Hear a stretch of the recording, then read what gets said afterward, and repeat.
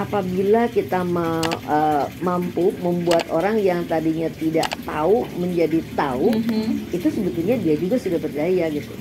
Kita sudah mampu memberdayakan, tapi pemberdayaan masih yang tingkatnya rendah gitu. Ada tingkatan-tingkatannya, Bu. Iya.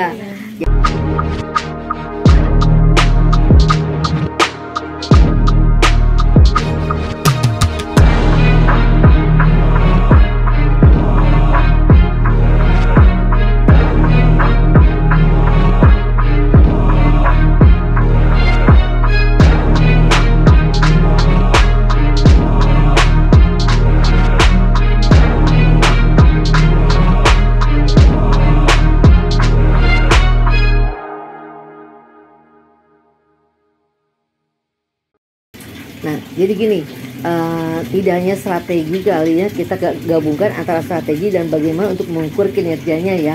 Jadi gini, di awal itu kalau kita kan kadang-kadang orang melihat pemberdayaan itu kan apakah harus dia setelah mandiri baru kelihatan indikatornya bahwa kita tuh mampu memberdayakan. Nah, sebetulnya itu kan berproses ya. Jadi gini, apabila kita mampu membuat orang yang tadinya tidak tahu menjadi tahu, itu sebetulnya dia juga sudah berdaya gitu. Kita sudah mampu memberdayakan, tapi pemberdayaan masih yang tingkatnya rendah gitu. Ada tingkatan-tingkatannya, Bu. Iya. Jadi kalau kita hanya baru membuat dia tahu, jadi ada kuadrannya ya. Ini memang harus menjelaskan dengan gambar ya. Jadi ada kuadrannya gitu ya. Jadi ini dilihat dari kewenangan atau perubahan dari kewenangan, yang satu dilihat dari jenisnya gitu. Jadi kualitas dan kuantitas gitu. Jadi kalau kita hanya baru membuat orang yang tadinya tidak tahu menjadi tahu, berarti kan kita hanya memberikan informasi saja kan. Nah, itu juga memberdayakan, tapi itu tingkat rendah. Tapi kalau kita sudah bisa membuat orang yang tadinya tidak tahu kemudian ada keinginan untuk melakukan sesuatu, ya itu sudah naik lagi. Ya, jadi tidak hanya tahu, tapi dia kemudian sadar dan ingin melakukan sesuatu. Dan setelah melakukan sesuatu, kemudian dia mencoba untuk mempraktekannya gitu. Ya, jadi dia jadi mampu melakukan sesuatu. Ya, nah itu sudah tingkatnya lebih tinggi lagi. Dan setelah dia mampu melakukan sesuatu, dia mampu mengatasi masalah-masalah yang berhubungan dengan pelaksanaan kegiatan yang dia lakukan. Itu sudah lebih tinggi lagi. Nah, nanti lagi yang paling tingginya lagi, apabila dia tidak hanya tahu, mampu, mau, kemudian mampu mengatasi masalah yang dihadapi dari kegiatan yang dia lakukan, tapi dia juga mampu membantu orang lain ya untuk melakukan atau membantu orang lain agar dia juga bisa melakukan apa yang dibutuhkan oleh orang lain gitu. Jadi kalau istilahnya kalau di dalam agama Islam ya, bagaimana menjadikan mustahik jadi muzaki gitu. Mustahik itu kan orang yang tadinya dibantu, tapi setelah dibantu, bagaimana menjadikan orang yang tadinya dibantu kemudian dia juga mampu membantu orang lain. Jadi pemberdayaan tingkat tinggi itu apabila tadi seperti ibu yang tadi ya, yang misalnya kita tadi ya ada ibu KPM graduasi yang tadinya dia dibantu oleh kita, tapi setelah dibantu kemudian dia mengembangkan usahanya, dan sekarang mengembangkan usahanya dia bisa membantu 20 KPM lainnya untuk bisa meningkatkan penghasilannya. Gitu kan. Nah, itu artinya itulah sebetulnya kemandirian yang disebut dengan kemandirian yang tingkat tinggi, pemberdayaan tingkat tinggi itu apabila yang tadinya dia mustahik, yang tadinya kita bantu, sekarang dia kemudian sudah jadi mampu membantu orang lain gitu. Berarti tadi sudah mengenai apa? Strategi. Ya, Bu ya. Ya. Jadi ada tingkatannya ya. Jadi tidak hanya apa sih istilahnya itu, pemberdayaan itu tidak sesimpel itu gitu. Seperti itu udah berdaya enggak gitu ya Bu. Enggak. Ada langkah-langkahnya, kemudian ada prinsipnya, terus tadi juga ada strateginya, dan bahkan ada tingkatannya juga gitu ya. Ya luar biasa sekali ya Sobat Inspirasi. Kali ini kita benar-benar seperti sedang kuliah beberapa SKS dengan Ibu Didit ini gitu. Jadi teman-teman, ini sangat menarik dan patut untuk ditonton sangat-sangat gitu ya, istilahnya itu ditonton sampai habis, karena ya di sini kita insya Allah ya Ibu Didit akan sharing ilmu tentang pemberdayaan. Karena ya Bu, memang yang menjadi permasalahan gitu kan ya, terkadang ada hambatan ataupun kendala gitu Ya. dalam pemberdayaan Ya, gitu, betul. terutama Ya. untuk contohnya KPM, bukan KPM sih, pendamping PKH dan juga KPM PKH itu. Ya. Nah itu biasanya harus bagaimana Bu untuk mengatasi permasalahan dari pemberdayaan itu sendiri?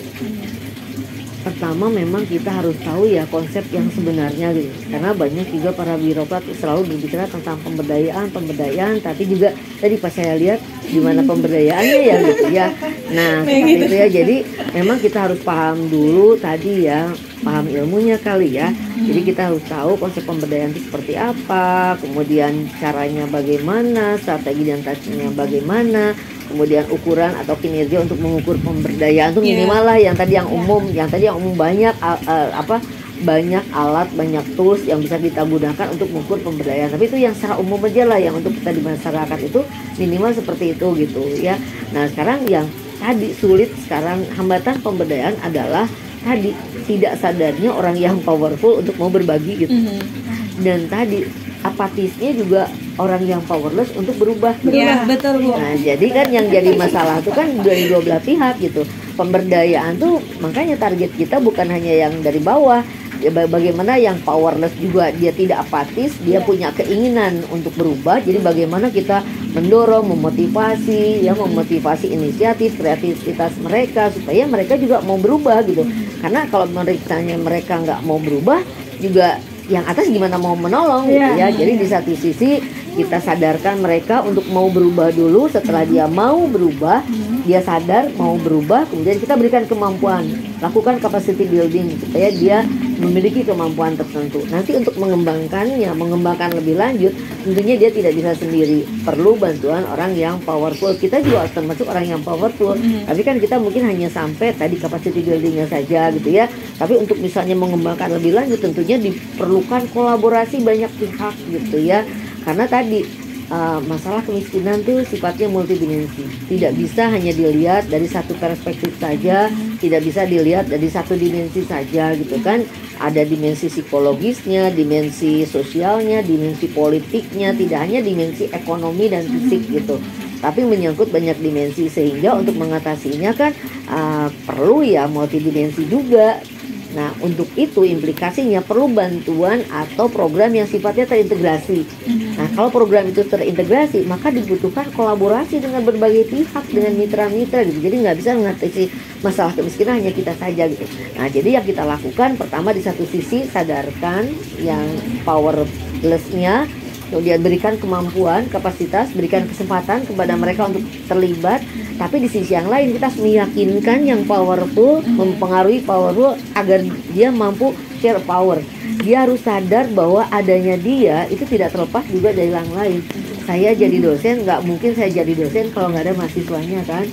Pengusaha apapun yang dia produksi, kalau dia nggak ada buruh yang bekerja di pabriknya, nggak akan jadi tuh produknya. Dan tidak ada masyarakat yang membeli produknya, juga tidak akan jadi pengusaha kan, gitu kan. Jadi sebetulnya kita tuh harus berkolaborasinya mutualistik ya, saling menguntungkan semua pihak. Dan kita harus sadar bahwa kita hidup tuh setara, saling membutuhkan gitu.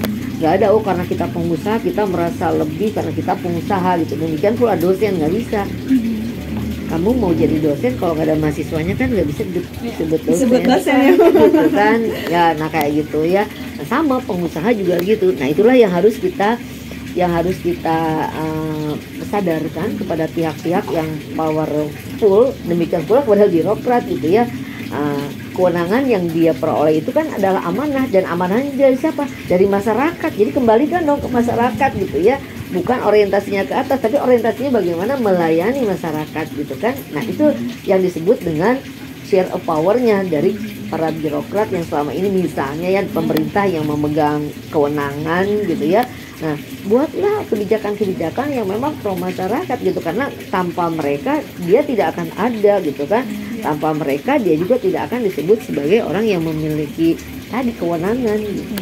Jadi yang dinamakan dengan powerful itu bukan hanya masalah uang saja ya Bu gitu, tapi juga kekuatan itu seperti misalkan untuk memerintahkan ataupun apa ya istilahnya dalam pemberdayaan, mungkin Ibu lebih tahu gitu gimana? Jadi gini, tadi ya memberikan kewenangan untuk mengambil keputusan ya, jadi bukan hanya memampukan, jadi katanya bukan to give ability saja, tapi to give a power gitu. Power itu lebih kepada memberikan kekuasaan, kewenangan kepada dia, memberikan kesempatan pada dia untuk menentukan dirinya sendiri. Jadi menentukan apa kebutuhannya, apa potensinya, apa yang dia inginkan gitu.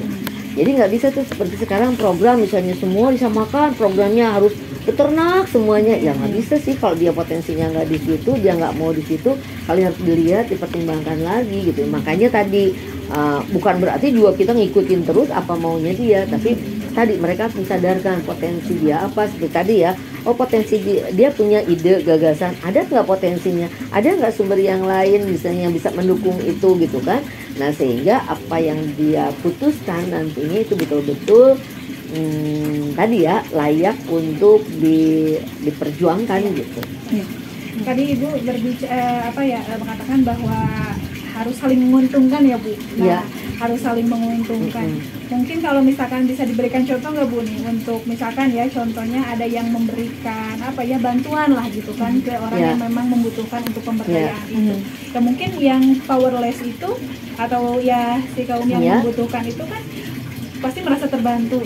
Tapi dengan yang memberinya itu apa nih kira-kira benefit yang bisa istilahnya yang bisa diambil gitu. Nah, sekarang gini ya, contohnya gini aja. Kan sekarang ini program pemberdayaan, dulu dikatakan bahwa program pemberdayaan itu tidak akan berhasil kalau minimal ada 3 pilar ya, triple helix. 3 pilar itu ikut di dalamnya, masyarakat, pemerintah, dunia usaha misalnya.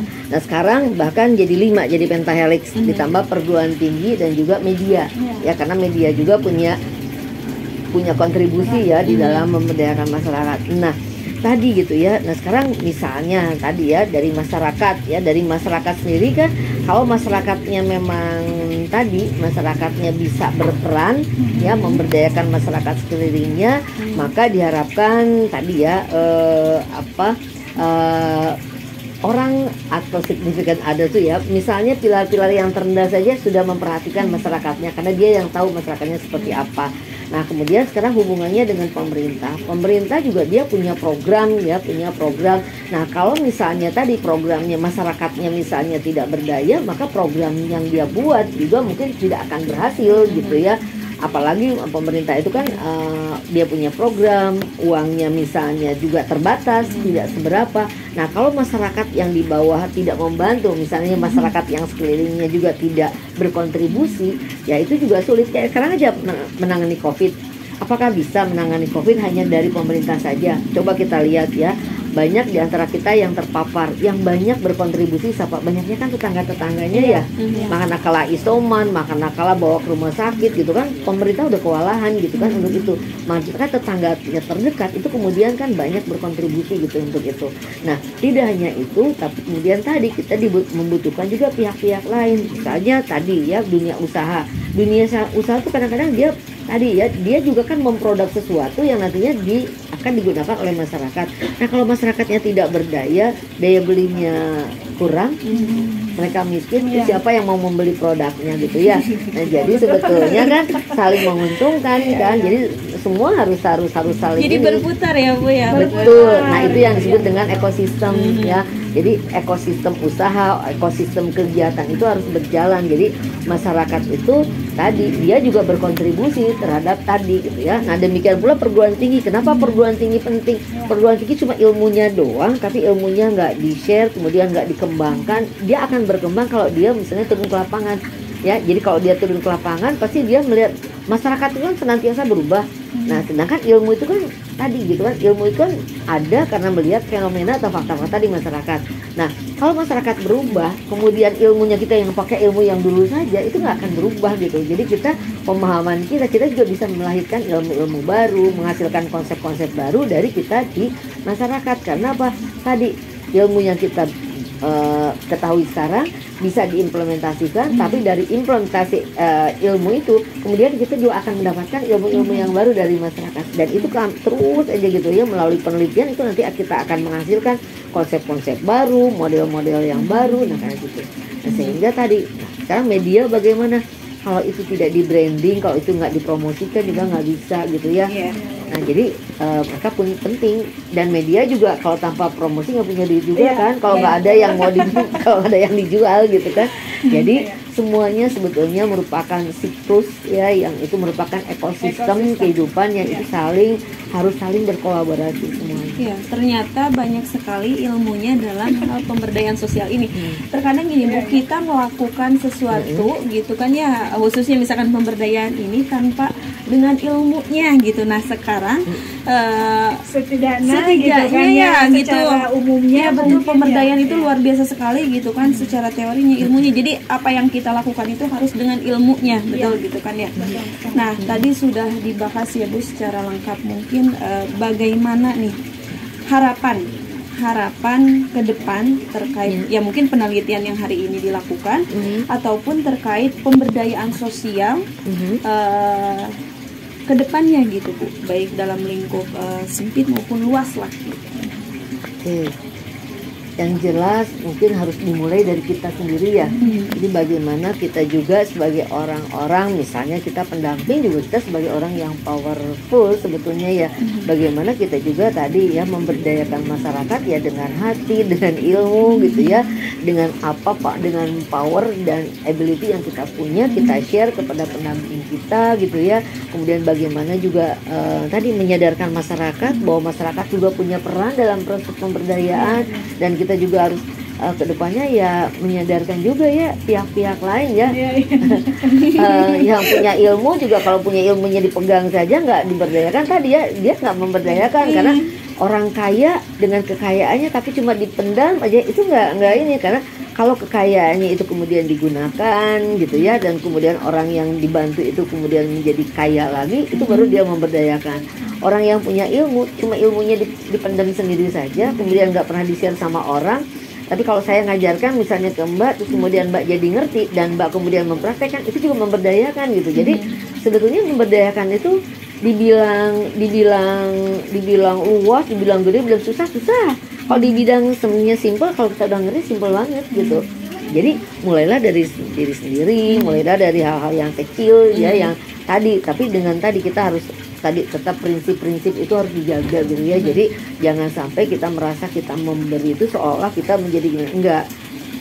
Kita saling membutuhkan gitu. Hidup kita tuh saling membutuhkan gitu kan. Jadi tadi kesetaraan itu memang harus dijaga, manusiawi, kesetaraan, self determination ya, bagaimana mengajak orang untuk tadi memberikan kesempatan pada orang lain untuk bisa ikut berperan, itu semuanya harus. Jadi intinya tidak bisa ya, sekali lagi ya, bahwa pemberdayaan itu tidak bisa dilakukan oleh jalan pihak sendiri saja gitu kan ya. Dan tentu juga dibutuhkan beberapa pihak-pihak lain. Dan selain itu pun selaku ya, khususnya untuk pendamping sosial PKH gitu kan, harus apa ya istilahnya, tahu dulu mungkinnya Bu ilmunya gitu. Jangan hanya sekedar pemberdayaan pada akhirnya apa hasilnya gitu. Jadi harus tahu dulu gitu kan, ilmunya seperti apa, kemudian dipraktekkan, ada actionnya kemudian diberikan juga ke ibu-ibunya. Dan selain itu pun kita harus mampu apa istilahnya itu menyadarkan ya Bu, menyadarkan pihak-pihak yang powerful di sana, sehingga kita semua bisa berkolaborasi dengan pihak-pihak lain, dan pemberdayaan bisa berjalan gitu. Semua berdaya gitu ya. Pokoknya inti dari pemberdayaan itu adalah conscious rising, bagaimana menyadarkan semua pihak, para pihak, bahwa semua itu hal yang harus saling sharing gitu. Kita nggak bisa hidup sendiri, tapi kita akan menjadi kuat. Makanya katanya sekarang itu orang yang kuat, yang sukses itu bukan Superman, tapi super team. Super team. Nah, gitu. Ya, bukan Superman ya, tapi super team.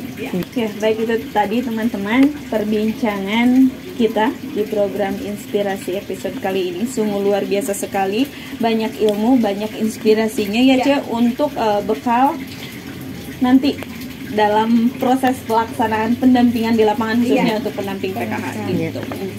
Baik Ibu, mungkin sebelum di closing tutup, ada yang ingin disampaikan untuk SDM PKH ataupun pemerintah ataupun pelaku sosial lah gitu ya. Ataupun misalkan tadi orang-orang yang berkecimpung di dunia usaha gitu. Iya. Yang jelas tujuan kita membantu masyarakat itu kan memberdayakan, bukan membuat mereka jadi tergantung ya. Jadi tapi jadikan masyarakat itu menjadi berdaya. Nah, untuk memberdayakan itu tadi tidak bisa hanya jalan satu pihak, tapi memerlukan tadi semua pihak itu harus sadar akan perlunya tadi pemberdayaan, dan semua pihak harus terlibat di dalam proses pemberdayaan. Sehingga yang dibutuhkan adalah bagaimana kita semua saling berkolaborasi untuk menciptakan keberdayaan dari masyarakat. Mungkin itu saja. Jadi tidak hanya pemerintah dengan legalitasnya, dengan aturan-aturan yang memperkuatnya, dunia usaha juga dengan tadi potensi yang sumber yang dia punya, masyarakat juga sama dengan potensi yang sumber yang dia punya, perguruan tinggi misalnya akademisi dengan ilmunya. Yuk kita sama-sama berkolaborasi untuk menciptakan keberdayaan masyarakat. Siap. Luar biasa, mantap sekali. Ini episode kali ini banyak sekali ilmu yang kita dapatkan hari ini ya, Cek. Ya, luar biasa sekali. Dan juga bisa apa ya istilahnya memberikan hal-hal yang positif juga untuk sobat inspirasi semuanya, terutama untuk SDM PK. Tonton sampai habis. Ya. Sampai habis. Baik, kalau begitu kami pamit. Ya. Saya Elis Wijayanti. Saya Titan Gunawan. Sekali lagi Ibu, terima kasih mangga, sudah mau hadir mangga. atau berkenan menjadi narasumber di Inspirasi kami. Iya, terima kasih untuk semuanya. Sehat selalu Sehat Ibu. selalu. Amin, amin. Sekian teman-teman. Wassalamualaikum warahmatullahi wabarakatuh.